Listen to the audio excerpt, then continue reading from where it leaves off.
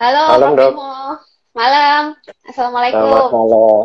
Waalaikumsalam warahmatullahi wabarakatuh. Gimana kabarnya di sana? Alhamdulillah begini-begini aja, Prof. Gimana di sana, Prof?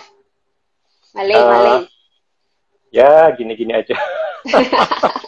Berat-berat. Ya hari ini rekor sama kayak Indonesia. Jadi hari ini rekor juga untuk Oh, pertama kali. Jadi di mana-mana mencetak rekor ini. Jadi Indonesia jangan merasa sendirian lah. Semua senasib. Ya, ternyata di semua Malaysia senasib. juga ya. Sama, iya sama. Jadi Hmm. untuk hari ini pertama kali kita mencatat 4.000 kasus sehari. Ya, 4.000 Biasanya kasus sehari. berapa, Prof, di sana? Uh, sebagai perbandingan bulan Maret tahun lalu 150 sehari.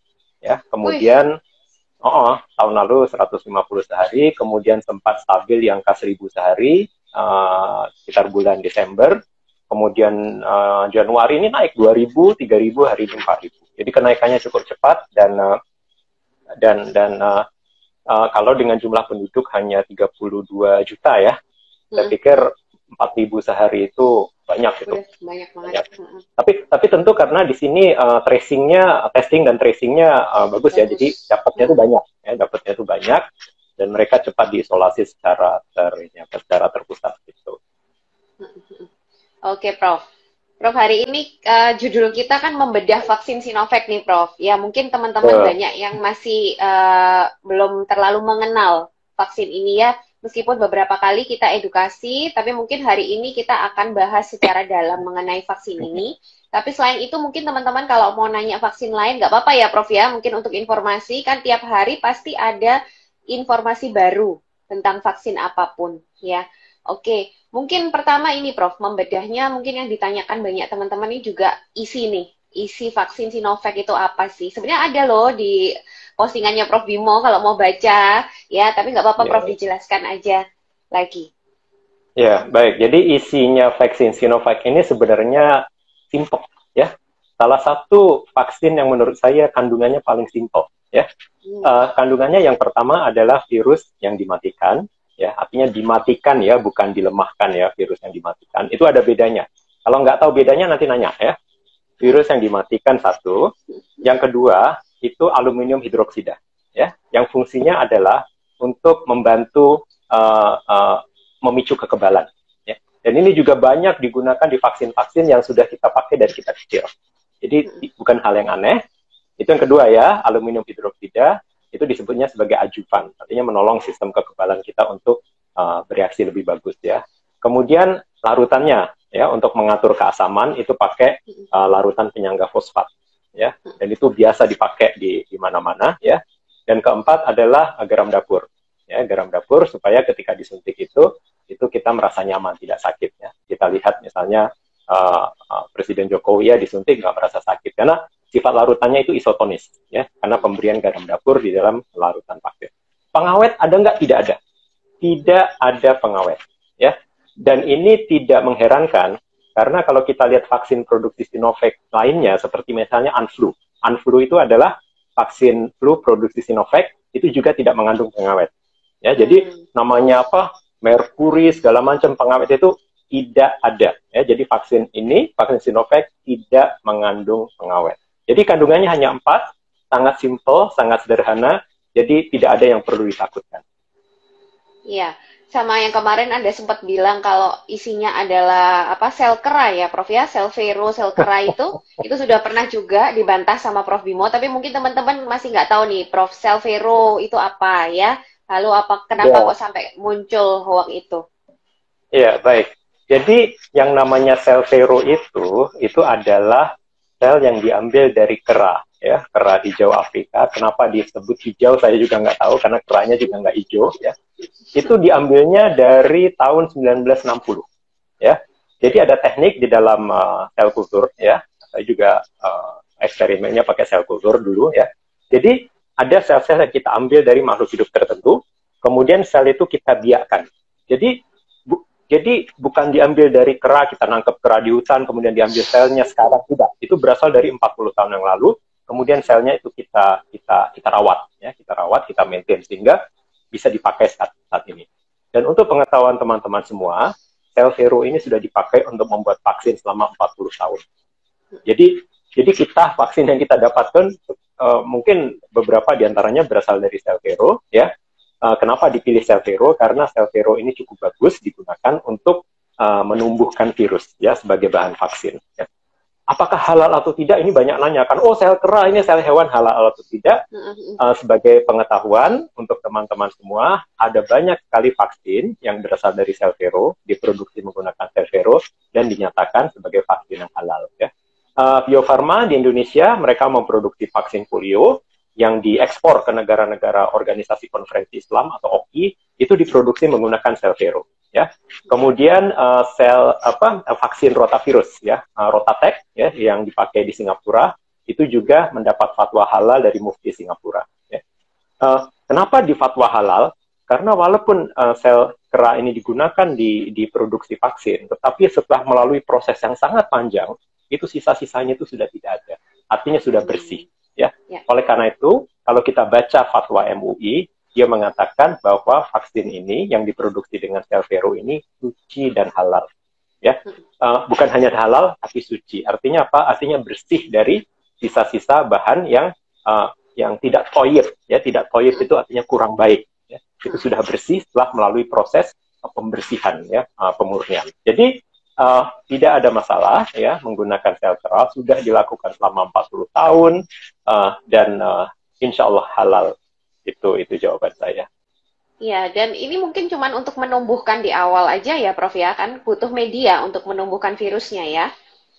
Betul sekali. Setelah ditumbuhkan di awal, nanti proses-proses setelahnya itu dibuang, ya, dibuang, Dok. Jadi sudah bersih, ya. Jadi vaksin yang kita terima nanti sudah bersih dari sel Vero, gitu. Iya. Terus yang sering ditanyakan ini masyarakat masih bingung, Prof, mengenai istilah virus dimatikan dengan virus dilemahkan tadi yang Prof Bimo bilang ya, saya juga bahkan sempat sampai bikin penjelasan di video juga, tapi dari versi saya. Nah, itu apakah benar virus itu benar-benar mati, Prof? Itu mungkin yang menjadi pertanyaan. Takutnya mungkin nanti kalau disuntikkan, dia bisa bangun lagi menjadi suatu penyakit justru, gitu, Prof. Ya. Jadi untuk teman-teman semua, ya, salah satu metode untuk membuat vaksin adalah menggunakan virus yang dimatikan dan virus yang dilemahkan. Kenapa virus ini dilemahkan dan dimatikan? Supaya virus ini tidak bisa membuat kita sakit, ya. Artinya virus ini sudah lemah, ya, lemah atau dimatikan. Bedanya adalah kalau virus dilemahkan, artinya virus ini mabok, ya. Virus ini mabok, masih bisa aktif lagi, Dan di situ ada risiko sedikit, ya, di mana virus ini masih bisa aktif. Kok tetap digunakan? Karena nanti respon kekebalannya bagus. Karena sifat-sifatnya masih menyerupai virus yang asli. Vaksin polio sabin, ya, yang dimasukkan lewat mulut, ya, oral, itu menggunakan virus yang dilemahkan. Dan memang ada beberapa laporan dari Afrika, misalnya, bahwa virus yang dilemahkan ini tiba-tiba bisa aktif lagi. Ya, setelah keluar dari tubuh, karena masuk lewat mulut, ya, ke usus, keluar lewat tinja, kemudian menulari anak-anak yang belum sempat divaksin. Oleh karena itu di Indonesia, pelan-pelan sudah mulai diubah kepada vaksin Salk, yaitu vaksin yang menggunakan virus yang dimatikan, karena lebih aman. Nah, itu adalah vaksin yang menggunakan virus yang dilemahkan. Bagaimana dengan COVID? Karena COVID ini adalah penyakit yang berbahaya dan mematikan, oleh karena itu sampai sekarang, belum ada yang membuat vaksin COVID menggunakan virus yang dilemahkan. Belum ada. Ya, mereka semua menggunakan virus yang dimatikan. Artinya apa? Tidak ada kemungkinan, zero possibility, nol kemungkinannya virus ini akan aktif lagi. Artinya memang sudah mati, dibunuh dengan bahan kimia, namanya beta-propiolacton, dibunuh dengan bahan kimia sehingga virus ini mati, tidak bisa lagi menjadi aktif.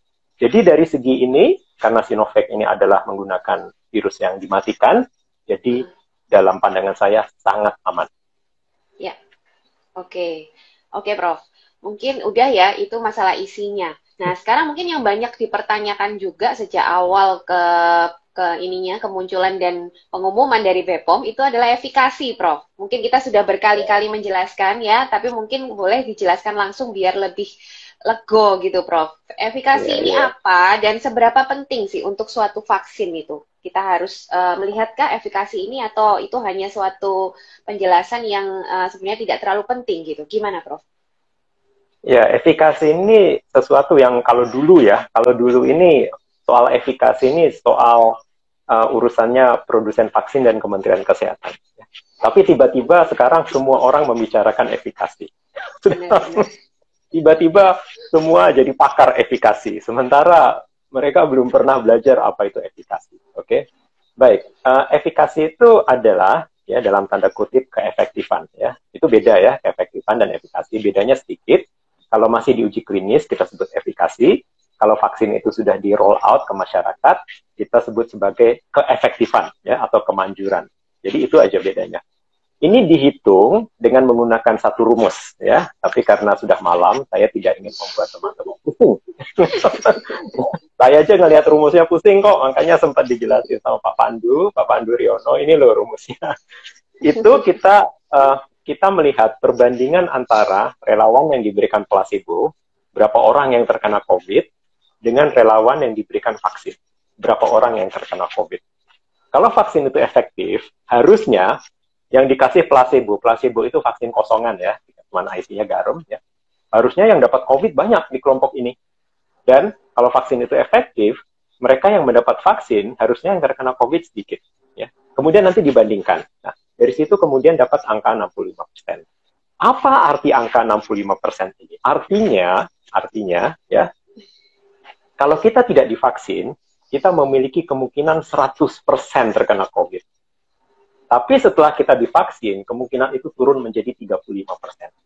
Dari 100% kemungkinan kena COVID, jadi 35%. Jadi itu arti dari efikasi 65%. Banyak kan dari 100% ke 35%, ya, itu cukup banyak, itu cukup bagus, sehingga WHO menetapkan untuk COVID, efikasi yang diminta adalah 50%. Karena 50% itu pun sebenarnya sudah cukup bagus. Ya. Jadi itu pengertian dasar efikasi, yang mudah-mudahan teman-teman bisa memahami secara sederhana. Apakah efikasi ini penting? Iya penting, tapi bukan hal yang terpenting. Ya, bukan hal yang terpenting. Kenapa saya katakan bukan hal yang terpenting? Ya, karena kalau kita melihat, misalnya vaksin flu ya, di Indonesia tidak begitu populer, tapi vaksin flu ini banyak digunakan di negara Eropa dan Amerika. Itu kalau kita lihat, ya, kalau kita lihat mulai dari tahun 2008 sampai 2019, jadi selama 11 tahun, itu efikasinya itu pernah sampai cuma 19%. 19%, kemudian naik jadi 40%, paling tinggi 60%, nggak pernah lebih dari 60%. Jadi kalau di rata-rata selama 11 tahun, efikasi vaksin flu yang di Amerika itu cuma 43%. Hanya 43%. Tapi nggak ada yang protes. Nggak ada yang protes, nggak ada yang ribut, nggak ada yang tiba-tiba jadi pakar efikasi dengan membahas, oh ini cuma 43%. Nggak ada. Dan pemerintah Amerika tetap sangat merekomendasikan vaksin flu walaupun efikasi rata-ratanya hanya 43%. Kenapa? Ya, sebabnya adalah bahkan ketika efikasi itu rendah sekali, kalau tidak salah musim flu tahun 2018, ya, yang saya ingat musim flu tahun 2018 itu efikasi vaksinnya drop, cuma 29%. Dengan efikasi yang cuma 29% itu pun, itu bisa mencegah 4 juta orang dari terkena flu. Ya, 4 juta orang. Dan bisa mencegah sekitar 3.500 kematian. Hanya dengan efikasi 29%, dan rakyat Amerika yang divaksin hanya 50%. Hanya efikasi 29% bisa menyelamatkan begitu banyak nyawa. Sekarang bayangkan kalau 65%. Ya. Akan banyak sekali nyawa yang bisa diselamatkan, dan kalau kita hitung-hitung mungkin bisa ratusan ribu nyawa yang bisa diselamatkan dengan efikasi 65%. 95% bagus, tetapi 65% itu bukannya tidak ada apa-apa. Ya, 65% itu sangat bagus, ya, di atas apa yang ditetapkan oleh WHO. Ya. Jadi sekali lagi efikasi bukan hal yang paling penting, ya, karena kalau efikasinya tinggi, tetapi vaksin itu menimbulkan banyak alergi, tentu masyarakat nggak mau pakai kan. Tetapi kalau vaksin itu efikasinya sedikit agak rendah, tetapi efek sampingnya ringan, itu masyarakat dengan mereka mau untuk divaksin. Ya. Jadi efikasi satu, ya, bukan hal yang terpenting. Bagi saya yang terpenting itu adalah keamanan. Ya. Keamanan, efek sampingnya itu harus dijaga supaya efek sampingnya ringan. Efikasi rendah sedikit nggak apa-apa, yang penting aman. Yang penting aman sehingga masyarakat bisa menerima vaksin tersebut. Gitu. Ya, berarti bisa saya simpulkan gini, Prof. Berapapun efikasinya, ya, untuk vaksin COVID ini tetap akan bisa menyelamatkan banyak orang. Intinya begitu ya? Betul sekali. Berapapun efikasinya, kita terima. Ya, tentu kalau efikasi agak rendah, mengakhiri COVID tentu agak lama ya. Tetapi bagi saya, selama aman itu kita ambil aja efikasi berapa persen. Kita nggak mau efikasi 99%, tapi efek sampingnya luar biasa. Itu kan kita justru takut ya. Lebih baik efikasinya agak rendah, 60-58%, tetapi sangat aman, sehingga masyarakat mau menerima. Gitu. Jadi, nggak apa-apa, efikasi berapa persen pun, it's okay. Selama kita bisa menyelamatkan nyawa. Artinya 1 nyawa pun bisa kita selamatkan, it's okay. Ya, benar. Kita ambil aja vaksin. 1 nyawa itu sangat berharga loh ya, teman-teman. Jangan jangan suka menghitung kalau itu nyawa orang satu pun itu sangat-sangat berharga. Terus ini Prof, tadi kan mengurangi resiko ya sampai menjadi 35% sekitar itu. Itu resiko penularan kah? Atau resiko kita sakit sampai bergejala, Prof? Itu kan masih banyak yang simpang siur itu, Prof. Ya, jadi di sini teman-teman harus pahami bahwa sampai sekarang vaksin COVID yang ada itu belum terbukti bisa menghentikan penularan. Ya, vaksin COVID yang ada itu adalah menurunkan kemungkinan kita terkena COVID yang bergejala. Artinya masih membuka kemungkinan kita terpapar virus, tapi kita nggak sakit. It's okay, nggak apa-apa. Yang penting rumah sakit nggak penuh. Ya, artinya kita terpapar, ya. Kemudian gejalanya misalnya cuman kayak pilek-pilek sedikit, nggak perlu ke rumah sakit. Ya. It's okay. Ya, karena tujuan vaksin ini adalah supaya kita tidak sakit dan mati. Karena vaksin yang ada sekarang tujuannya memang itu. Mungkin nanti setelah vaksin generasi kedua atau ketiga, mungkin akan disempurnakan sehingga selain mengurangi kemungkinan kita terkena COVID yang bergejala, juga mengurangi transmisi, mengurangi penularan virus. Tapi saya pikir itu nanti vaksin generasi kedua atau ketiga. Karena sekarang kan sudah lebih dari 200 calon vaksin yang sedang diteliti. Mungkin ada 1-2 yang akan memenuhi kriteria itu. Tapi untuk saat ini fokus kita adalah kita lihat angka kasus di Indonesia naik, rumah sakit penuh, nakes kecapean. Tujuan kita sekarang adalah menjaga supaya sistem kesehatan kita nggak kolaps. Artinya apa? Mengurangi jumlah orang sakit dan orang yang meninggal. Itu dulu tujuan kita.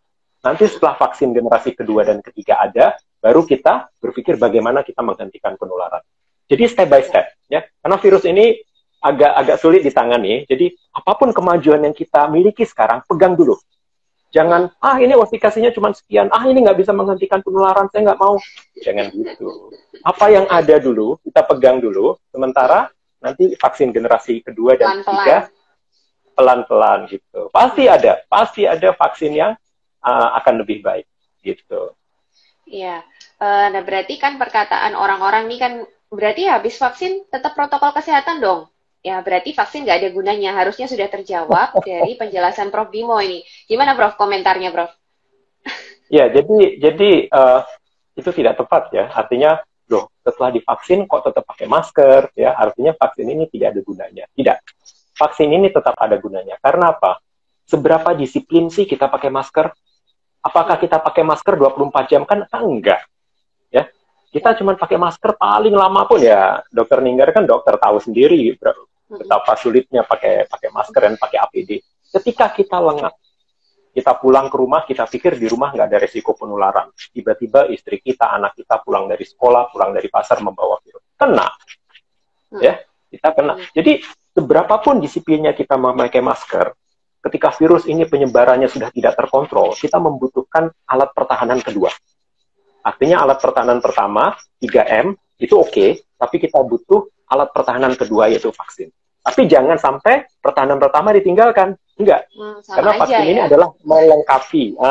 Vaksin ini adalah melengkapi 3M yang sudah kita jalankan. Jadi jangan, sudah divaksin, terus kemudian pesta-pesta seperti beberapa selebritis kan besok malamnya pesta. Jangan.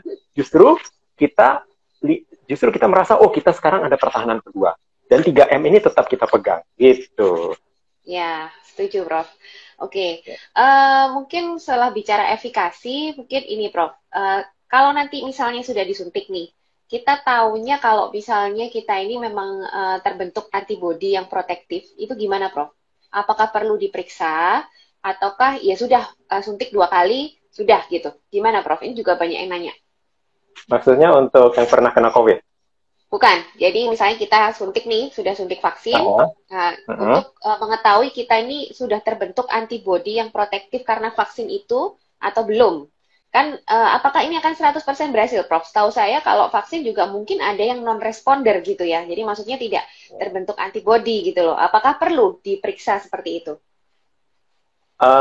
Dari hasil uji klinis ya 99,3% ya itu membentuk antibodi dari hasil uji klinis. Jadi saya pikir ya idealnya harus diperiksa ya. Setelah vaksin harus diperiksa apakah antibodinya terbentuk. Tapi ini agak dari segi logistik cukup bermasalah. Ya. Dari segi logistik karena pemerintah akan sangat sibuk memvaksinasi 180 juta orang selama 15 bulan, terus harus mengecek antibodi mereka. Ini saya pikir tidak praktikal ya. Ini sudah dilakukan ketika uji klinis ketiga ya. Itu sudah dilakukan dan sekarang masih berlanjut ya, masih berlanjut. Mereka diperiksa antibodinya secara rutin. Tapi yang kita bisa simpulkan 99,3% orang mampu membentuk antibodi ya setelah divaksin. Tapi apakah antibodi itu bisa melindungi kita atau tidak? Nah, itu kemudian pertanyaannya adalah efikasi dong. Ya. Artinya walaupun 99% relawan membentuk antibodi, nah, tidak semua relawan antibodinya bisa melindungi. Mungkin karena jumlah antibodinya sedikit. Ya. Jumlah antibodinya sedikit, walaupun terbentuk sedikit, sehingga tidak bisa melindungi secara full. Oleh karena itu, kita dapat efikasinya 65%. Gitu. Apa mungkin terpengaruh dengan kepatuhan protokol kesehatan juga mungkin, Prof? Untuk relawan, jadi 99% terbentuk, tapi hanya 65% yang terlindungi. Bisa jadi. Ini kita lihat di Brazil. Ya, kita lihat di Brazil. Di mana uji klinis vaksin Sinovac di Brasil itu efikasinya rendah. Ya. Laporan terakhir kan dikoreksi dari 78% menjadi 50%. Karena apa? Iya, karena relawannya semua nakes. Jadi 13.000 relawan, ini semua nakes. Mereka terpapar virus. Ya. Jadi kemungkinan mereka untuk sakit itu lebih tinggi. Ya. Jadi sekali lagi memang betul dok. Setelah divaksin tetap 3M. Tetap 3M. Karena setelah kita divaksin, walaupun kita serokonversinya tinggi, ya artinya jumlah antibodinya terbentuk, tetapi kalau kita terpapar virus yang sangat banyak, tentu antibodi itu nanti akan sulit untuk melawan virus. Jadi 3M tetap harus dijalankan. Betul. Sekarang setelah efikasi, mungkin yang banyak ditanyakan efek samping nih, Prof. Nah, untuk efek samping Sinovac itu bagaimana, Prof? Ya, untuk efek samping Sinovac, ya teman-teman bisa ke website BPOM, ya di situ sudah bisa dilihat datanya. Ya, jadi kelihatannya cepat ya. Alhamdulillah cepat ya. Data Brazil kita belum lihat, data Turki belum kita lihat, data BPOM sudah bisa kita lihat. Bisa ke websitenya, nanti cari sendirilah ada di website BPOM. Ya. Itu sudah ada datanya, ya data uji klinis yang dilakukan oleh Unpad, ada datanya, ya dalam bahasa Inggris ya. Di situ bisa kita lihat bahwa efek samping berat, ya, artinya efek samping yang level 3, ya, itu kecil sekali. Mulai dari 0,1% sampai 1%. Tergantung efek sampingnya apa ya, artinya efek samping sakit kepala, diare, kemudian demam, ya, itu beda-beda, tapi dalam kisaran 0,1 sampai 1% efek sampingnya. Jadi ringan sekali, dan ini bagi saya nggak mengejutkan, ya, tidak mengejutkan karena untuk vaksin-vaksin yang dibuat menggunakan virus yang dimatikan itu biasanya safe, biasanya aman, ya biasanya aman. Nah, kalau kita bandingkan dengan Pfizer dan Moderna, efek samping untuk Sinovac ini lebih rendah, ya itu lebih rendah. Ya. Kalau Pfizer dan Moderna itu sedikit lebih tinggi karena mereka menggunakan teknologi baru. Jadi kelihatannya badan kita tidak siap untuk menerima kandungan yang ada di dalam vaksin Pfizer dan Moderna. Tapi untuk Sinovac, datanya transparan, bisa dilihat di website BPOM. Alhamdulillah, aman. Ya, itu yang bisa saya lihat dari data. ini tadi sekilas saya lihat ada yang masih nanya, Prof, apakah setelah vaksin tuh isolasi mandiri? Mungkin apa masih belum paham banget ya kalau vaksin ini bukan menyebabkan kita sakit COVID gitu loh. Mungkin mau dijawab, Prof? Monggo. Iya, tidak. Ya, jadi sekali lagi vaksin Sinovac ini adalah virus yang dimatikan, ya. Virus yang dimatikan, jadi tidak bisa membuat kita sakit. Ya. Kalau kita demam, kalau kita meriang itu adalah efek samping, ya. Bukan sakit karena virusnya. Jadi tidak perlu isolasi mandiri. Setelah divaksin yang harus dilakukan adalah memakai masker, jaga jarak, cuci tangan. Tetap dilakukan, tapi tidak perlu isolasi mandiri. Tapi juga nggak pesta-pesta juga ya. Oh, nggak isolasi terus pesta-pesta kayak si itu kan. Itu, saya tidak mau menyebut nama kayak salah satu selebritis ya. Ya jangan gitu ya. Artinya ya tetap menjalani kehidupan seperti biasa, tetap patuh pada protokol kesehatan itu. Dan ya kita punya hak untuk merasa lebih aman. Ya artinya apa? Lebih aman bukan karena kita sudah kebal, tapi kita memiliki senjata tambahan. Ya, senjata tambahan untuk melindungi kita dari COVID. Kita berhak, oke, boleh untuk merasa sedikit aman, ayem gitu, boleh. Itu hak kita untuk merasa aman, ya. Tapi jangan lengah, itu aja. Iya, benar. Betul, Prof. Takutnya kalau sudah divaksin, merasa aman, langsung nggak mau melakukan protokol kesehatan. Nyatanya tadi di Brasil ya, benar, kalau paparan itu ada terus, ya tetap aja nanti efikasi vaksin akan turun ya, Prof, ya, karena resiko penyakit juga masih, resiko terkena juga akhirnya jadi tinggi lagi kalau kita terpapar tanpa perlindungan gitu ya. Oke, jelas banget, Prof. Oke, mungkin, oh ya, ini ada yang tadi nanya tentang Pfizer tadi, Prof. Kan ada vaksin Pfizer yang memang menghebohkan ya beritanya, dikatakan ada relawan lansia ya di Norwegia ya, Prof ya, itu meninggal. Nah, itu apakah sudah ada laporannya, Prof? Mungkin Prof Iwo bisa memberikan informasi. Baik, jadi ini ada berita dari kemarin ya, dari kemarin beritanya, tapi baru heboh di media nasional hari ini, bahwa ada 23 orang yang menerima vaksin Pfizer di Norwegia, itu meninggal. Ya, itu meninggal. Untuk menyimpulkan apakah mereka meninggal karena vaksin, itu tentu harus dilakukan otopsi.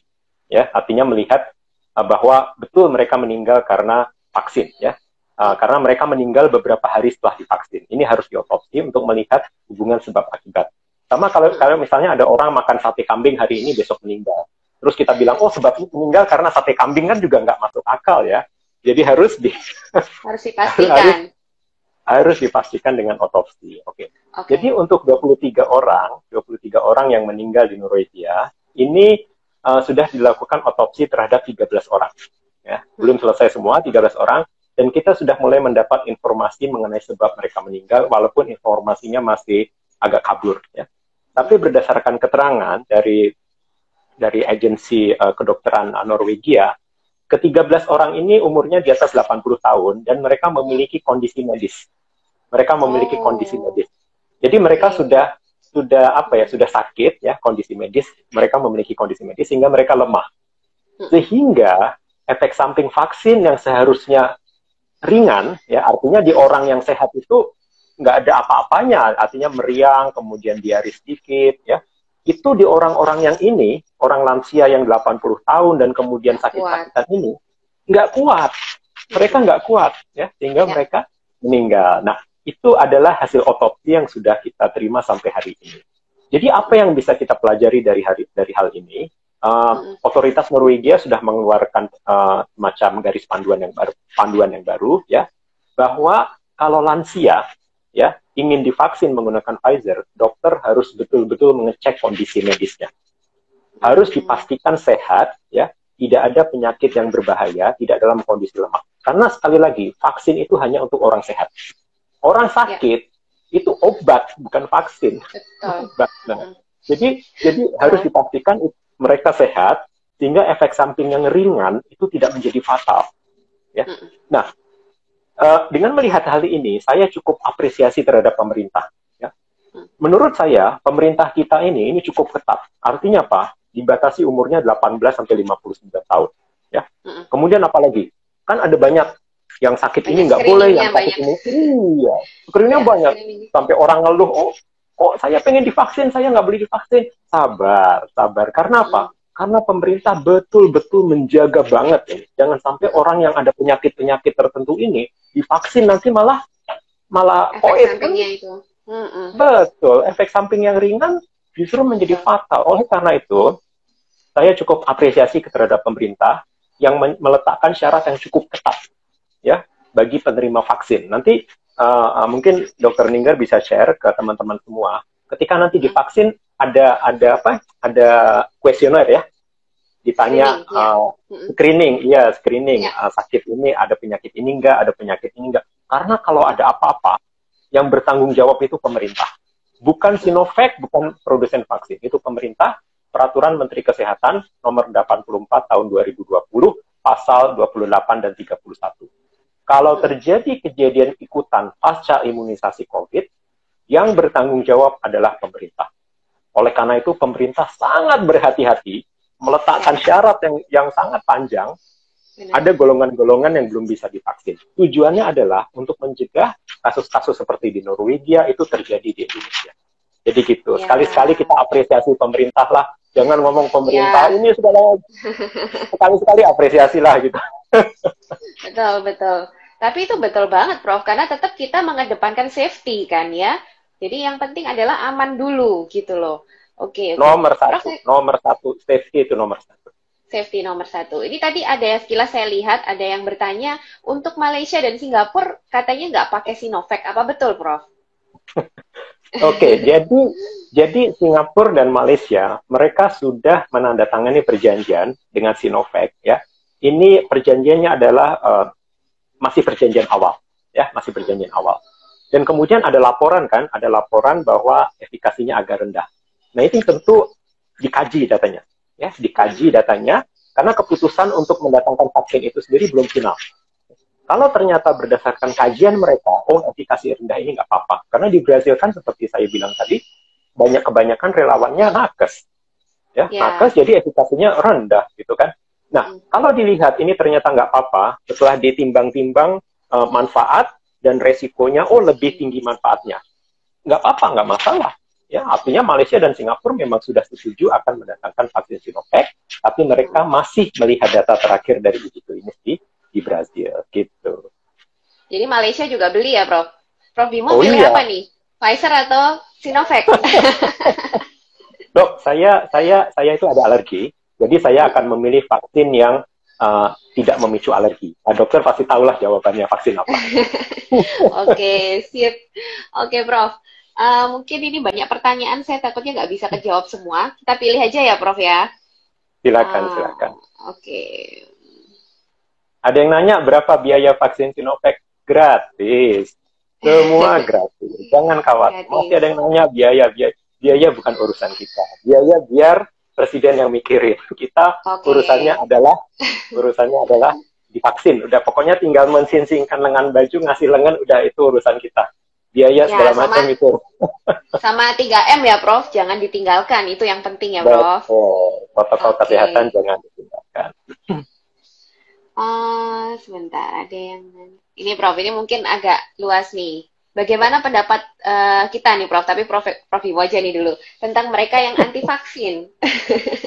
Ya, saya pikir anti vaksin ini bukan hal yang baru ya. Artinya sebelum COVID pun sudah ada yang anti vaksin.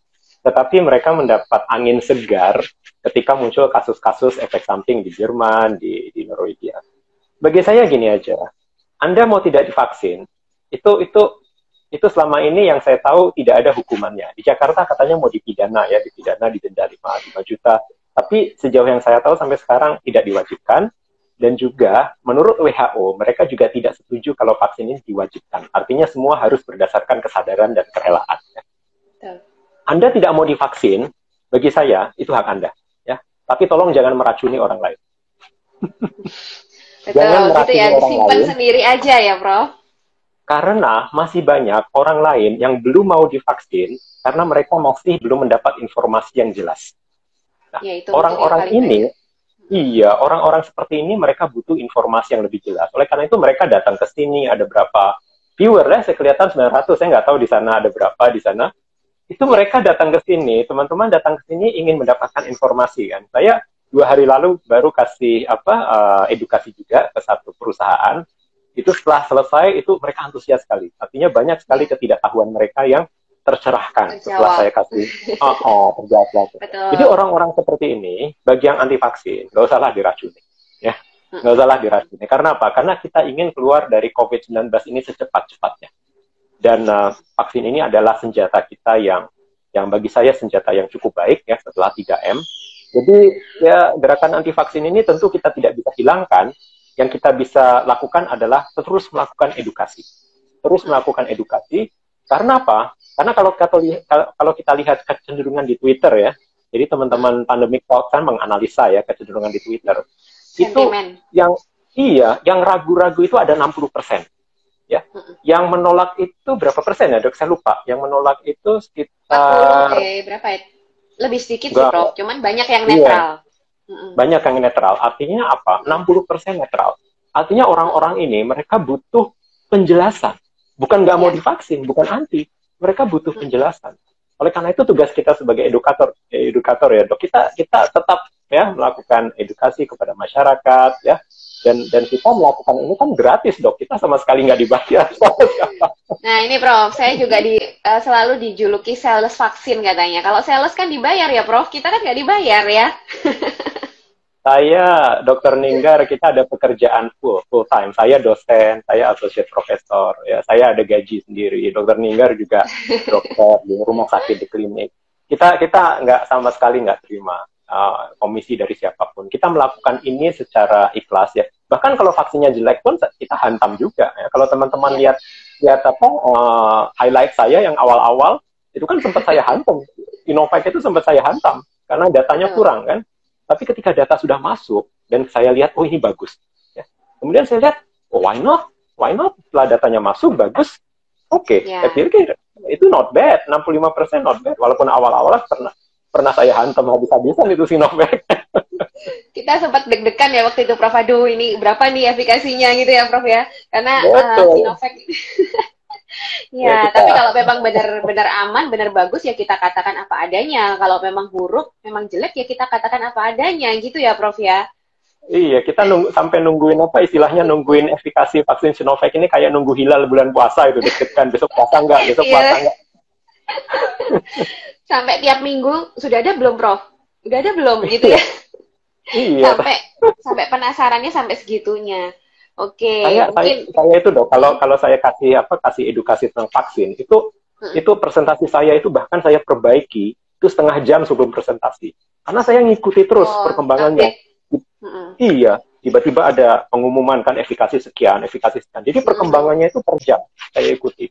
Jadi ya bukan apa-apa, kita ingin bersama-sama mengakhiri pandemi ini gitu dan vaksin kita lihat memberi harapan baru. Dan saya sebagai ilmuwan tentu sangat excited melihat perkembangan. Artinya cepat sekali loh, dari 10 bulan sejak pandemi diumumkan, kita sudah ada vaksin, itu cepat sekali. Itu bagi saya sangat menggembirakan. Gitu. Iya, tapi bagi beberapa orang itu aneh, Prof. Cepat begini tuh malah dipermasalahkan aneh gitu. Tidak aneh. Kalau teman-teman mengikuti, artinya saya kan udah lama di bidang ini ya. Saya juga peneliti, saya juga dosen ya. Masalah efikasi itu saya udah ngasih kuliah ke mahasiswa saya sejak dulu. Makanya saya tahu vaksin flu itu efikasinya hanya 43%, saya tahu. Artinya kita yang sudah mengikuti dari awal, kita tahu bahwa sangat dimungkinkan untuk mendapatkan vaksin kurang dari 1 tahun. Itu mungkin. Bagi teman-teman yang tidak mengikuti ilmu pervaksinan mungkin aneh, tapi bagi saya sama sekali tidak aneh. Nah, itu jawabannya ya. Jadi nggak ada yang aneh gitu loh. Apalagi teknologi sudah maju kayak gini ya, Prof. Jadi ya wajar sekali vaksin tuh bisa cepet ada gitu ya. Jadi ini bukan dibuat-buat kan. Orang-orang bilangnya penyakitnya dibikin, vaksinnya langsung dibikin karena sudah tahu kayak bikin virus komputer gitu loh, Prof. Wah, kita. Ya, oke lah. Berikutnya mungkin sebentar. Oh ya, Prof. Mungkin saya mau nanya tentang herd immunity, Prof. Nah, ini kan tadi dibilang memang vaksin ini mengurangi gejala ya, Prof. Berarti untuk mencapai herd immunity yang sebenarnya mungkin lebih lama ya dibandingkan dengan kalau memang benar vaksin ini bisa mencegah penularan gitu, Prof. Iya. Jadi untuk herd immunity itu saya pikir kita harus agak realistis ya. Artinya setelah melihat data efikasi 65%, kemudian tidak bisa menghentikan penularan, mungkin untuk mencapai herd immunity itu dibutuhkan waktu yang agak lama. Bagi saya it's okay. Bagi saya fokus sekarang adalah menghentikan jumlah kematian. Menghentikan kematian, menghentikan penuhnya rumah sakit, itu yang harus kita prioritaskan untuk saat ini. Sehingga efikasi 65% pun, bahkan sejelek-jeleknya, kalau sampai turun sampai 40% pun, it's okay. Bagi saya it's okay. Herd immunity nanti, kita bicarakan nanti. Atau malah mungkin tidak akan tercapai. Tapi yang penting adalah kita melindungi nyawa. Satu nyawa, one life at a time. Satu nyawa setiap hari. Ya, dalam agama pun dikatakan kalau kita bisa menyelamatkan satu nyawa, itu seperti menyelamatkan seluruh umat manusia. Ya. One life at a time. Itu saja dulu. Sekarang masalah kita adalah menyelamatkan nyawa, mengurangi jumlah orang yang sakit. Herd immunity nanti kita bicarakan ketika kita sudah menemukan vaksin yang lebih baik. Ya, betul. Jadi tujuan terdekat ya, tujuan jangka pendek kita ini adalah segera mungkin flatten the curve ya, Prof ya. Jadi kurvanya Betul itu kita sekali. landaikan dulu gitu loh. Kalau sekarang ini masih tinggi sekali gitu ya. Ya. Oleh karena itu Dok, saya cukup tertarik melihat slogan yang dipakai di Inggris. Ya. Slogan yang dipakai di Inggris itu adalah Save the NHS. Ya. NHS itu adalah sistem kesehatan mereka, ya, National Health System, sistem kesehatan mereka. Artinya apa? Artinya fokusnya mereka adalah sekarang menyelamatkan sistem keselamatan mereka, jangan sampai kolaps. Karena kalau ini kolaps, ya, ini adalah sistem yang mereka banggakan selama berpuluh-puluh tahun. Kalau sistem kesehatan di Inggris ini kolaps, NHS ini kolaps negara ini. Jadi mereka tujuannya itu sekarang, save the NHS, menyelamatkan sistem keselamatan kesehatan mereka, menjaga supaya dokter tidak capek, menjaga supaya rumah sakit tidak penuh. Dan saya pikir vaksin efikasi berapapun itu bisa kita gunakan untuk betul flatten the curve, menjaga supaya sistem kesehatan kita tidak kolaps. Oke, Prof. Ini tadi sekilas saya lihat pertanyaan terbanyak juga mengenai mutasi. Nah, ini juga ya, Prof ya. Kan banyak berita mutasi virus COVID. Gimana dengan nasib vaksin yang sudah ada, Prof? Apakah terganggu efektivitasnya atau gimana? Ya, jadi untuk mutasi sendiri memang muncul kekhawatiran bahwa mutasi ini akan menyebabkan virus menjadi tidak manjur ya, tidak efektif. Kekhawatirannya beralasan, tapi tentu pabrik vaksin tidak tinggal diam. Ya. Pfizer sudah menguji coba bahwa vaksin yang mereka produksi itu masih cukup efektif untuk mutasi yang berasal dari Inggris dan Afrika Selatan. Ya, artinya alhamdulillah masih efektif ya. Tapi tentu kita tidak bisa artinya complacent ya, artinya oke, masih efektif, jadi nggak ada masalah. Ada kemungkinan ya, ada kemungkinan kalau kita tidak menghentikan mutasi. Bagaimana cara menghentikan mutasi? Cara satu-satunya menghentikan mutasi adalah kita menghentikan penularan virus. Caranya apa? 3M. Ya. Saya kerja di lab, Dok. Saya kerja di lab. Jadi kita kerjaannya itu adalah mentransfer sel dari satu kontainer ke kontainer lainnya. Jadi mungkin ini agak teknis ya, tapi ini adalah dasar bagaimana kita memahami mutasi. Setiap kita mentransfer sel itu akan berubah, ya, artinya akan mengalami mutasi. Dan ini yang terjadi pada virus. Virus begitu meloncat dari satu orang ke orang lain, virus itu akan memiliki kemungkinan untuk bermutasi karena virus ini nanti harus beradaptasi dengan inang yang baru kan. Ya. Kemudian dia melompat ke orang lain, dia akan bermutasi lagi untuk beradaptasi dengan inang yang baru. Oleh karena itu, semakin lama kita membiarkan virus ini melompat dari satu inang ke inang lain, ke inang lain, ke inang lain, itu membuka kemungkinan virus ini akan mengalami mutasi yang tidak terkontrol. Oleh karena itu, kita memiliki kekuatan untuk menghentikan mutasi ini. Caranya apa? Sederhana. Masker. Ya. Kita harus stop, harus hentikan virus ini dari loncat ke orang lain. Itu aja caranya untuk menghentikan mutasi. Ya, betul, Prof. Untuk sementara ini, sampai sekarang vaksin masih belum terpengaruh mutasi ya. Jadi mungkin teman-teman yang menanyakan itu tadi. Tapi ini penelitian terus berjalan ya, Prof ya. Jadi untuk sementara ini belum ditemukan yang memang bisa mengganggu vaksin gitu ya. Oke, mungkin pertanyaan ini, Prof, ada yang menanyakan ini. Apa efek paling berat yang pernah terjadi pada orang yang menerima vaksin COVID? Mungkin secara keseluruhan ini ya, Prof, ya, nggak cuma Sinovac mungkin. berbeda antar vaksin ya. Jadi kita tidak bisa menggeneralisir bahwa semua vaksin itu efek paling beratnya sama ya. Untuk vaksin Sinovac itu efek paling beratnya adalah kalau kita lihat laporannya itu adalah diare ya. Diare, kemudian demam, kemudian sakit kepala. Itu artinya efek samping level 3 ya. Artinya bukan sakit kepala normal, artinya sakit kepala yang menyebabkan orang tersebut harus istirahat. Harus bed rest. Jadi itu adalah definisi efek samping berat. Artinya harus bed rest ya. Jadi untuk Sinovac efek samping beratnya sekali lagi diare ya. Kemudian sakit kepala, kemudian satu lagi demam ya, meriang. Untuk vaksin Pfizer dan Moderna itu efek samping beratnya itu kalau saya tidak salah itu ada Bell's palsy ya, artinya kelumpuhan otot itu. Tapi itu sementara. Itu sementara. Ya, itu sementara, kelumpuhan otot sementara, beberapa hari kemudian pulih, di mana efek-efek samping ini, di zaman saya kecil dulu, itu sesuatu yang normal.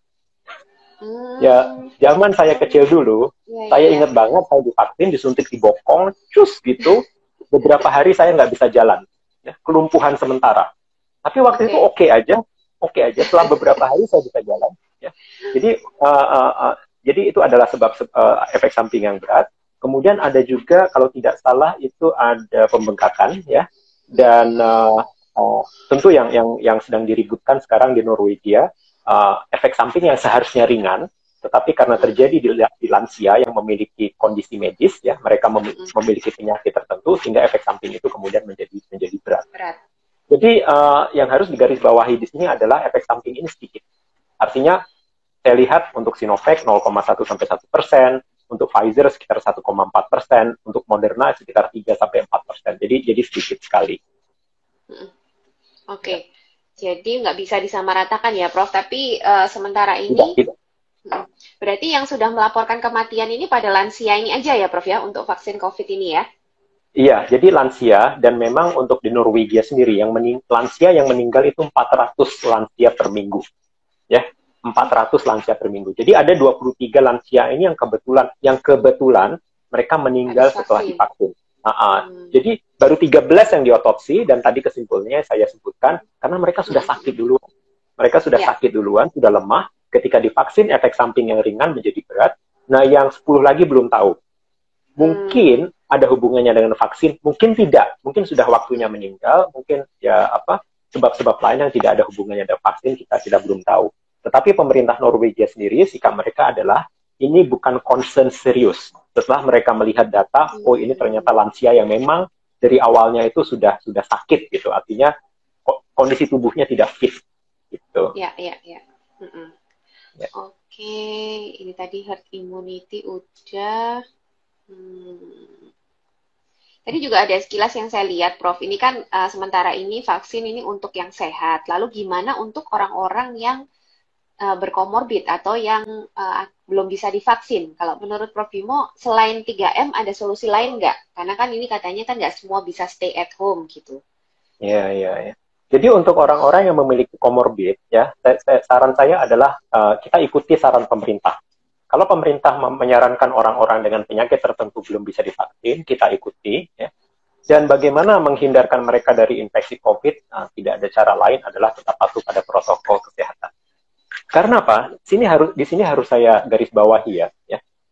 Sebenarnya ya kita bisa mengakhiri pandemi ini tanpa vaksin.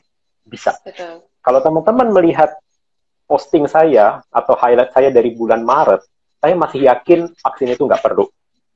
Dan juga data menunjukkan kalau 70% masyarakat patuh pada protokol kesehatan, kita bisa mengakhiri pandemi ini tanpa vaksin. Ya. Artinya apa? Patuh pada protokol kesehatan itu sebenarnya bentuk perlindungan yang sangat baik kalau kita tidak bisa divaksin. Ya. Jadi untuk teman-teman yang belum bisa divaksin atas kondisi tertentu, ya, saran saya adalah 3M-nya harus diperketat. Ya, 3M-nya harus diperketat. Ya.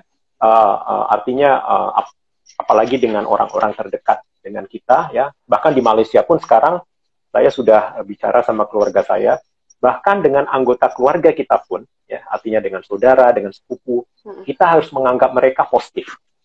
Artinya apa? Masker harus on, harus tetap. Kalau dulu enggak. Kalau dulu kita main ke rumah nenek, ke rumah kakek itu di rumah masih buka masker. Tapi sekarang saya sudah bikin peraturan di rumah strict, bahkan ketemu saudara-saudara kita pun, kerabat-kerabat kita pun, kita harus menganggap mereka positif.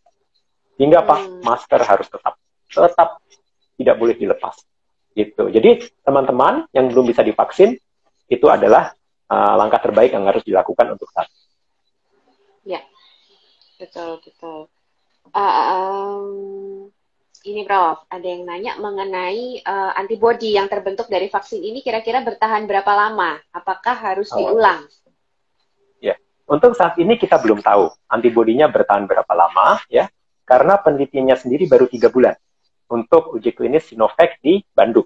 Artinya tim di Unpad itu tetap memonitor, karena kan uji klinisnya masih berlangsung ini dok sekarang ini. Jadi mereka tetap monitor antibodinya itu tahan berapa lama. Tapi perkiraan saya dok, perkiraan saya mungkin ya akan bertahan pada level yang bisa diterima itu mungkin setahun, mungkin. Karena kita lihat dari orang yang terinfeksi COVID itu sejauh ini sudah 8 bulan itu antibodinya itu masih ada ternyata. Ya. Untuk orang yang terinfeksi, jadi mungkin dokter Ninggar atau siapapun yang penyintas antibodinya masih ada kalau mau dicek. Untuk vaksin. Iya, untuk vaksin saya melihat ada ke arah sana. Artinya mungkin setahun. Tapi tentu kita harus menunggu hasil dari uji klinis di Unpad. Ya, kalau misalnya setahun masih bisa bertahan, artinya setahun kita tidak perlu divaksin lagi. Tapi kalau ternyata setahun sudah turun, ya artinya kayak vaksin flu dok. Artinya vaksin itu tiap tahun ya. Tahun ini ya gitu. Jadi kita belum bisa memastikan untuk saat ini. Nah, mungkin ada yang juga pernah nanya nih, Prof. Kalau misalnya nih kita suntik vaksin Sinovac nih ya, yang pertama ini kan adanya Sinovac. Lalu kemudian misalnya nanti booster nih, vaksin kedua. Terus ada vaksin lain yang kita bisa pilih gitu. Boleh nggak kita pakai vaksin lain, Prof? Ya, boleh. Jawabannya boleh. Asalkan suntikan pertama dan kedua menggunakan vaksin yang sama. Jangan yang pertama Sinovac, yang kedua pakai vaksin lain, jangan. Jadi pertama Sinovac, 14 hari kemudian Sinovac, nanti ya kalau dirasa antibodinya sudah turun atau segala macam, mau pakai vaksin merek lain, silahkan, boleh, nggak apa-apa. Ya, oke. Nah ini juga untuk lansia nih Prof, kira-kira nanti vaksinnya kan saya dengar juga Sinovac di Brasil menyertakan relawan lansia, apa betul ya Prof? Betul sekali. Jadi uji klinis vaksin Sinovac di Brasil juga mengikut sertakan lansia yang umur 60 tahun ke atas, tapi data fullnya belum kita dapat. Jadi apakah lansia nanti mendapat Sinovac atau vaksin Pfizer, kita belum tahu. Tapi sementara ini yang sudah ada untuk lansia baru Pfizer ya Prof? Sama Moderna mungkin ya?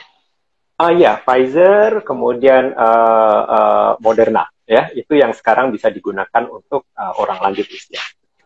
Ya. Oke, berarti yang lansia ini harus nunggu dulu ya, Prof ya? Nunggu Pfizer atau nunggu hasil Sinovac yang berhasil, mungkin seperti itu ya. Oke. Ini mungkin sekilas berbicara, mungkin seperti tadi berbicara herd immunity, Prof. Kalau di Indonesia kita harus berapa persen, Prof, yang divaksin supaya cakupannya efektif? Pemerintah sendiri menetapkan 70%, ya, 70%, ya. Tapi sebenarnya ini sangat tergantung kepada penyebaran COVID di Indonesia. Kalau COVID itu belum terlalu menyebar, misalnya vaksin ditemukan 6 bulan lalu, itu tidak perlu 70% yang divaksin. Tapi masalahnya sekarang, karena ini sudah menyebar ya, artinya penyebarannya sudah sulit terkontrol. Jumlah penduduk yang harus divaksin juga harus lebih tinggi, dan juga tergantung dari efikasi vaksin. Ya. Tapi dalam perhitungan pemerintah, kasarnya itu 70%. 70% dari 260 juta ya, Prof ya? Dikurangi yang tidak layak divaksin, dikurangi penyintas. Jadi sekitar 182 juta, kalau saya lihat perhitungan dari Kemenkes yang terakhir. 182 juta itu diperkirakan dalam 15 bulan ya targetnya ya, Prof? 15 bulan harus diselesaikan. Oke, siap. Bentar, ada... Kekebalan sudah. Nah ini memang pertanyaan banyak orang sih Prof. Kan salah satu kriteria eksklusi vaksin ini adalah orang-orang penyintas kayak saya nih Prof. Nah ini apakah benar sih nggak boleh dapat vaksin ataukah ditunda ataukah gimana Prof? Baik, untuk yang pernah kena COVID ada dua sebab kenapa mereka belum diberikan vaksin. Ya. Yang pertama adalah mereka dianggap sudah memiliki kekebalan. Walaupun ada kasus reinfeksi, tapi kasus reinfeksi ini sangat-sangat kecil. Ya. Itu yang pertama, mereka dianggap sudah memiliki kekebalan. Yang kedua, uji klinisnya itu belum ada terhadap orang-orang yang pernah mendapat COVID. Karena di dalam protokol uji klinis vaksin Sinovac sendiri, mereka tidak mengikut sertakan orang yang sudah pernah terkena COVID. Jadi kita tidak tahu apakah ini aman atau tidak. Tapi ini untuk pengetahuan teman-teman, kalau kita lihat protokol vaksin Pfizer, walaupun mereka mengatakan tidak memvaksin penyintas, tapi kalau kita lihat laporan mereka ya kepada FDA, itu ada penyintas nggak sengaja gitu, Prof. Saya nggak tahu tidak sengaja atau tidak, itu mereka juga dikasih dikasih vaksin. Ya, jadi itu ada ya. Tapi karena datanya kecil ya, saya melihat ada sekitar 2 atau 3 orang itu mereka sudah pernah kena COVID karena ada antibodinya. Ya, dilihat di badannya ada antibodinya, berarti pernah kena ya. Nah itu sedikit jumlahnya sehingga tidak bisa diambil kesimpulan apakah aman untuk yang pernah menderita COVID gitu. Oleh karena itu kalau kita lihat pemerintah Amerika sendiri mereka silent, ya. Artinya mereka tidak melarang tetapi juga tidak menganjurkan penyintas COVID untuk divaksin. Ya. Jadi diserahkan kepada masing-masing. Tapi pemerintah Indonesia, sekali lagi, pemerintah Indonesia sangat berhati-hati. Ya. Iya. Sangat berhati-hati. Mereka mengatakan, iya, eksklusi. Artinya kita mengikuti settingnya uji klinis. Kalau uji klinis tidak diuji, artinya ketika vaksin sudah di roll out, sudah diberikan ke masyarakat, penyintas tetap belum bisa diberikan vaksin.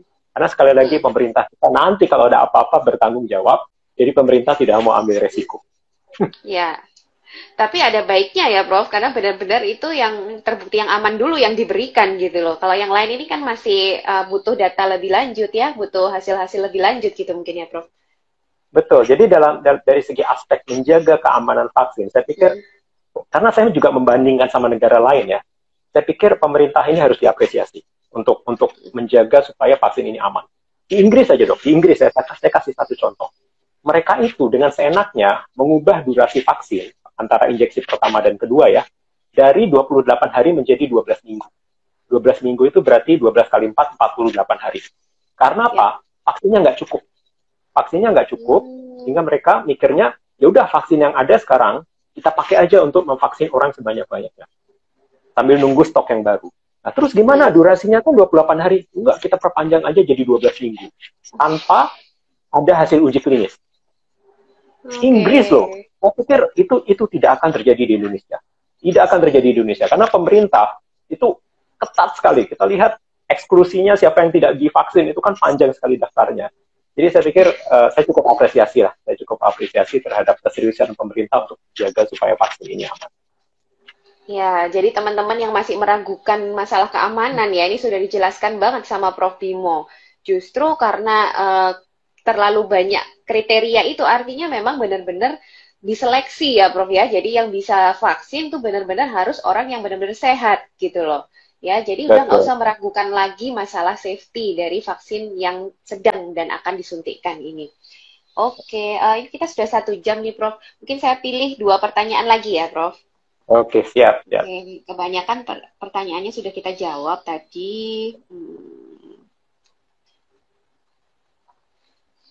Nah, ini mungkin juga ada yang bertanya, apakah vaksin bisa merusak organ tubuh dan baru diketahui setelah jangka waktu lama, Prof? Mungkin dari pengalaman Prof. Bimo dan pengetahuannya. Iya. Jadi memang ada kekhawatiran efek jangka panjang vaksin, ya. Untuk pengetahuan teman-teman, biasanya efek jangka panjang vaksin itu paling lama pun itu sekitar 3 bulan. 3 bulan setelah divaksin. Jadi obat sama vaksin beda ya. Karena vaksin itu hanya diberikan sekali kan. Kalau obat itu kan harus diberikan reguler, setiap hari harus ini. Sehingga efek jangka panjang itu biasanya pada obat. Ya, itu biasanya kita jumpai pada obat. Karena dikonsumsi secara reguler ya. Sedangkan vaksin itu kan sekali. Bisa sekali seumur hidup, bisa sekali setahun atau sekali dalam 3 tahun ya. Jadi efek sampingnya kalau ada ya efek samping sistemik itu biasanya paling lama itu 3 bulan ya. Walaupun idealnya diamati setahun. Ya, jadi ada pharmacovigilance-nya diamati setahun. Tapi menjawab pertanyaan ini jangka waktu yang lama itu saya pikir tidak sampai Tidak. 10 tahun lagi, 10 tahun lagi, kemudian efeknya baru ada, itu obat. Enggak, Ya. ya? Itu biasanya obat, Ya. tapi untuk vaksin sejauh ini tidak ada. Oke. Sip. Nah, ini ada yang nanya juga, kalau untuk anak-anak, Prof, ada wacana vaksin nggak sudah ini? Sudah ada yang diteliti untuk anak-anak atau belum ya, Prof? Sudah ada, ya kalau tidak salah Moderna, tapi hasilnya belum keluar. Ya. Untuk anak-anak sementara ini bisa menunggu ya, tidak mendesak karena apa? Anak-anak ini imunitasnya bagus, kekebalannya bagus. Okay. Dan kalau kita lihat statistik juga, itu kan yang penderita COVID dari golongan anak-anak itu tidak banyak ya. Artinya kekebalan mereka masih bagus, sehingga perusahaan vaksin meletakkan mereka bukan pada prioritas utama. Prioritas utama adalah 18-59 tahun dan kemudian nakes. Sedang diteliti, tapi hasilnya belum ada. Ya, tapi sudah ada ya, Prof, yang diteliti. Mungkin ini banyak ibu-ibu yang nanya juga ini mengenai vaksin anak kira-kira. Oke, sudah ada, tadi sekilas saya, tapi belum ada hasilnya ya, Prof. Belum ada. Oke. Tadi sekilas saya lihat ada yang menanyakan lagi mengenai rumor kalau Cina itu nggak pakai vaksin Sinovac, Prof. Kenapa kok malah kita pakai? Mungkin bisa dijelaskan lagi gitu, Prof. Mereka pakai Sinovac, Sinopharm, CanSino mereka pakai. Saya ada teman di sini, dia Chinese, dia dari Cina. Dia harus pulang ke negara dia untuk divaksin oleh pemerintah. Kemudian dia balik lagi ke sini. Pakainya vaksin sana. Kenapa mereka mengimpor dari negara lain? Ini strategi ini yang kita sebut sebagai vaksin portfolio, ya, atau portofolio vaksin, ya. Strategi ini intinya adalah kita harus punya vaksin dari bermacam-macam jenis.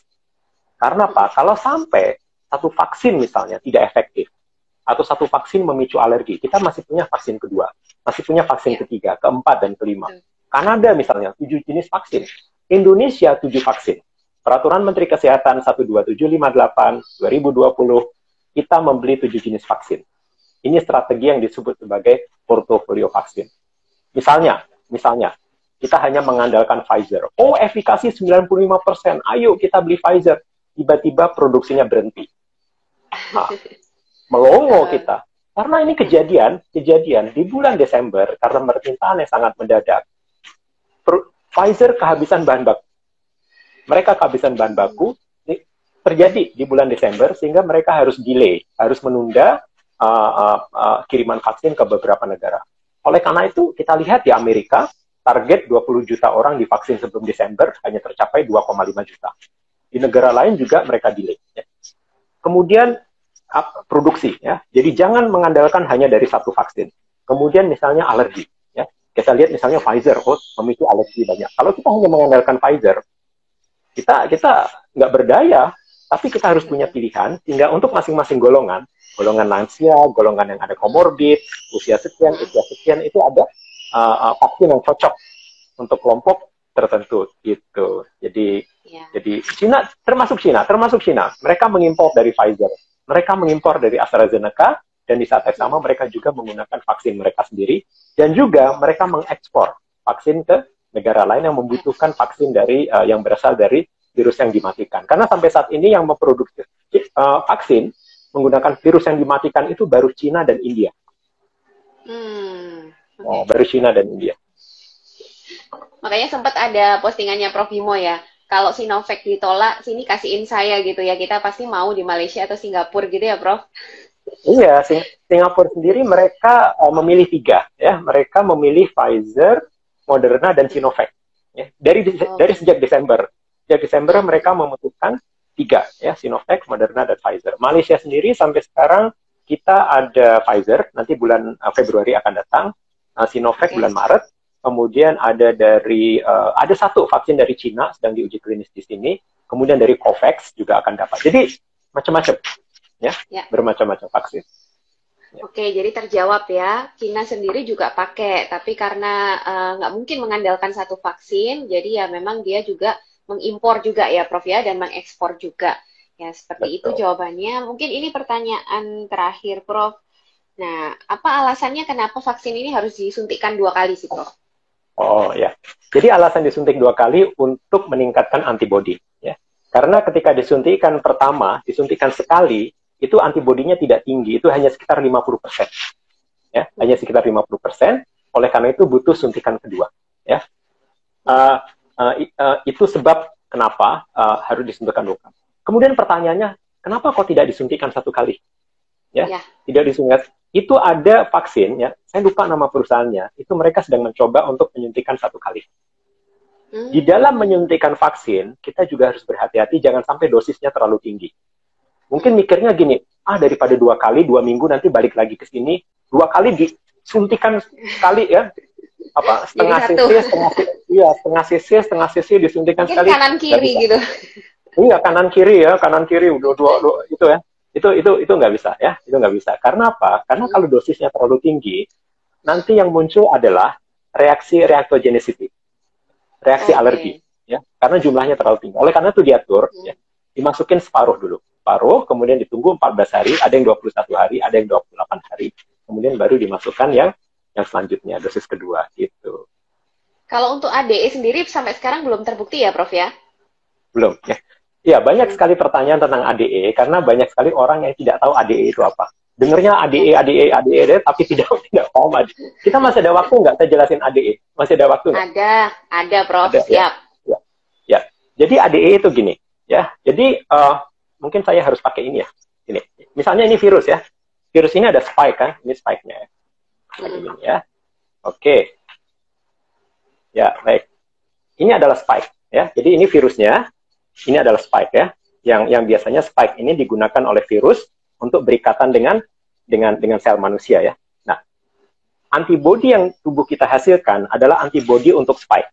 Ya, artinya tubuh kita menghasilkan antibodi, kemudian antibodi ini nanti ketika virus masuk itu akan memblok spike. Ya. Tetapi di saat yang sama, tubuh kita juga membentuk antibodi yang tidak bisa menetralisir virus, yaitu antibodi yang nempel ke badannya, ya, ke badan virus. Nah, untuk kasus ADE, apa yang terjadi? Antibodi yang dihasilkan ya, setelah infeksi pertama, itu ternyata tidak bisa mengenali virus yang kedua. Karena virus yang kedua itu berbeda. Oleh karena itu, ADE itu biasanya terjadi di demam berdarah. Karena demam berdarah, perbedaan antara kita menyebutnya sebagai dengue, virus dengue 1, 2, 3, 4 itu perbedaannya jauh sekali. Sehingga antibodi yang terbentuk dari infeksi virus dengue 1 tidak bisa mengenali virus yang nomor 3 atau nomor 4. Dan ini terjadi di HIV juga. Karena keragaman genetik HIV itu luar biasa. Sehingga ADE terjadi di HIV juga. Nah, apakah di COVID bisa terjadi ADE? Sejauh ini belum ada bukti ke arah sana. Ya, belum ada bukti ke arah sana. Apakah perusahaan vaksin mengantisipasi? Mereka mengantisipasi, bahkan Sinovac pun. Sinovac, ketika mereka membuat vaksin dan menguji vaksinnya di kera, mereka juga melihat apakah ADE ini terjadi. Ternyata tidak. Jadi kalau teman-teman baca publikasinya Sinovac di bulan Juni, ya, di bulan udah lama sekali bulan Juni, mereka di situ menulis, mereka juga mengamati apakah ADE ini terjadi. Ternyata tidak. Ternyata tidak. Jadi kekhawatiran itu ada, tapi sampai saat ini belum ada bukti karena keragaman genetik virus SARS-CoV-2 ini tidak seberagam seperti virus demam berdarah atau virus HIV yang kita tahu ADE terjadi untuk penyakit-penyakit itu. Gitu. Jadi tidak perlu khawatir dulu, waspada perlu, tapi tidak perlu khawatir karena belum ada bukti ke arah sana. Ya, tapi sekali lagi kita harus hentikan mutasi ya, Prof. Karena kalau seperti itu suatu saat bisa berubah, ya kita nggak tahu ya. Makanya kita harus hentikan mutasi dengan dengan protokol kesehatan. Prof, ini tadi mungkin sekilas kita bicara hoax yang semalam kita bicarain, Prof. Yang Jokowi, Presiden Jokowi disuntik itu loh, Prof. Ini tadi ada yang nanya ya, mungkin juga pencerahan buat teman-teman gitu loh. Itu yang dipertanyakan adalah jarumnya ya, kemarin itu ya, Prof ya. Ya. Itu Dokter Ninggar yang jawab dong, jangan saya, karena saya peneliti ya, saya nggak pernah nyuntik orang dong. Iya. Jadi semalam kebetulan saya ngobrol sama Prof Bimo tentang ini ya, teman-teman. Jadi yang diributkan itu adalah teknik penyuntikannya dan jarumnya. Jadi ada yang menganggap ini jarum 1 cc masa masuk ke dalam intramuskuler ya, Prof. Jadi masuk ke dalam otot. Kalau 1 cc kan itu jarumnya kecil. Jadi gini, kalau di juknis vaksin itu digunakan yang harus benar itu adalah kepala jarumnya. Ya, jadi kepala jarumnya itu kan bisa diganti-ganti, ada ukuran 21G, 22G, 24G. Yang harus dipakai sebagai suntikan itu adalah 24G ya, untuk menyuntik sampai ke intramuskuler. Tapi untuk belakangnya isinya mau 1 cc, mau 3 cc, mau 2,5 cc, mau 5 cc, itu terserah. Makanya kenapa kemarin Prof. Bimo juga nanya, loh kok dokter Tirta disuntik 3 cc dok, ya, tapi kok Ya. yang Pak Jokowi 1 cc, ya itu hanya ukuran jarum yang belakangnya, jadi ukuran volumenya, tapi kepala jarumnya semua harus menggunakan 24G. Nah, yang saya tanyakan justru kemarin, orang yang men-zoom itu dari jauh, apakah bisa melihat itu ukuran 24G atau bukan? Karena itu harus kita lihat langsung gitu loh. Saya sendiri juga nggak bisa lihat kalau dari jauh apakah benar itu 24G atau bukan. Tapi sekilas kemarin dikirimi video Prof. Bimo, kayaknya 24G, Prof. Kalau saya yang ngomong kayak gitu ya. Jadi buat teman-teman, udahlah, nggak usah meributkan suatu hal teknis yang tidak penting gitu ya. Jadi itu sudah, kalau itu kemarin sudah saya bahas sama Prof. Bimo, ya jawabannya seperti itu. Jadi di juknis vaksin itu sudah ada, ukurannya harus 24G, dan saya yakin nggak mungkin salah, apalagi untuk Pak Presiden. Ya, jadi sudah kita nggak usah meributkan itu, gitu ya Prof mungkin ya. Ada tambahan nggak Prof?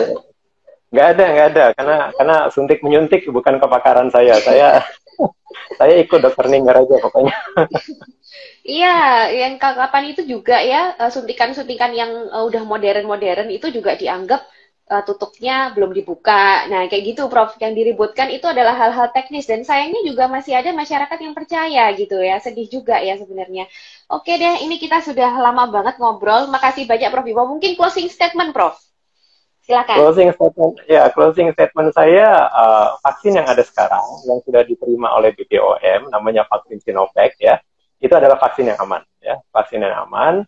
Datanya sangat transparan. Teman-teman yang baru gabung silahkan ke website BPOM untuk melihat sendiri datanya. Sudah ada ya. Ya. Jadi datanya ada, aman, efikasi tidak perlu diributkan karena sekarang fokus kita adalah menyelamatkan nyawa ya, menyelamatkan nyawa. Satu nyawa pun bisa kita selamatkan, itu sudah baik sekali. Apalagi 65% itu menurut saya ada banyak ribuan nyawa bisa kita selamatkan. Jadi tidak perlu ragu, apa yang sudah dinyatakan aman dan manjur oleh pemerintah, itu kita sebagai ilmuwan melihat dan bisa menerima. Artinya make sense, secara scientific itu betul, bisa diterima. Itu saja closing statement saya. Ya, sekali lagi kami berdua tidak dibayar siapa-siapa ya, kami tidak mengendorse Sinovac ya Prof ya. Kita bicara sesuai bukti ilmiah. Sekali lagi teman-teman, kita berdua ini bicara sesuai bukti ilmiah yang ada. Kalau memang jelek pasti kita bilang jelek. Gitu ya Prof ya. Kalau nggak aman kita pasti bilang nggak aman. Ya, ilmuwan itu harus jujur. Betul, saya itu kalau urusan menghantam vaksin itu bisa sangat nyinyir itu. Betul. Saya lihat dulu di awal-awal. Tapi kalau datanya bagus, saya bilang bagus. Ya. Saya vaksin Rusia dok. Awal-awal saya tuh nyinyir luar biasa, tapi setelah saya ngeliat datanya, ternyata kalau bagus, why not gitu kan? Jadi ini justru vaksin jagoannya Prof. Bimo sebenarnya ini, Gamaleya ya. Iya, saya nunggu kapan vaksin Rusia ini masuk ke Indonesia ini. Bagus ini, dari datanya bagus. Oke, gitu ya teman-teman ya. Jadi semoga mencerahkan, semoga yang sebelumnya ragu lebih mantap lagi untuk vaksin karena sudah mendengarkan penjelasan yang enak sekali dari Prof. Bimo ya. Oke, makasih ya Prof. Bimo atas waktunya. Ya, oke. Terima kasih. Terima kasih teman-teman yang sudah menyimak. Sampai ketemu di IG Live berikutnya. Bye. Bye.